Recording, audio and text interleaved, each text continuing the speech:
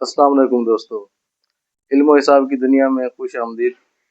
आज जो है हमने ये समझना है कि एक मरला जो है कितनी सिरसई के बराबर होता है प्रूफ के साथ, और एक मरला कितने स्क्वायर फीट के बराबर होता है। इन दो चीज़ों को हमने समझना है। तो एक मरला जो होता है कितनी सिरसई के बराबर होता है, हमने पहले वाली भी वीडियो में पढ़ा था, समझा था कि एक सिरसई जो होती है वो एक मुरब्बा कुरम के बराबर होती है। मतलब वो इस तरह, ये हमारे पास एक क्रम लंबाई का रुख है और एक क्रम जो है चौड़ाई का रुख है। मतलब ये हमारी एक सिरसाई होती है। इसी तरह एक जो मरला होता है, ये जो देसी फार सिस्टम है, पैमाइश का कुरम जो 2 कदम के बराबर होती है। अगर इसको हम फीट में कन्वर्ट करें तो ये 5.5 फीट के बराबर होती है।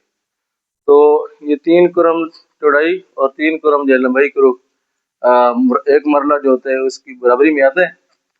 तो अब क्योंकि ये हमारा लंबाई और चौड़ाई में 3 3 कुरम है, तो जब हम मरले को सिरसई में कन्वर्ट करेंगे तो क्योंकि ये लंबाई के रुख, इसको हम सपोज कर लेते हैं कि ये 3 कुरम है, तो 1 कुरम यहाँ तक, एक यहाँ तक, ये एक यहाँ तक, मतलब ये 3 कुरम हो गई। इसी तरह 3 कुरम ये चौड़ाई का रुख हो गया। तो ये बराबर बराबर जो है 9 मतलब अपने हिस्सों में तकसीम हो जाएगी, और ये 9 हिस्से जो है ये सिरसाई में कहलाते हैं। तो इस तरह प्रूफ हुआ कि हमारे पास फार्मूला होता है रकबे का, लंबाई दरब चौड़ाई होता है। तो ये लंबाई 3 कुरम होगी और 3 कुरम चौड़ाई होगी, इनको मल्टीप्लाई जब करते हैं तो ये 9 कुरम स्क्वायर आ गया।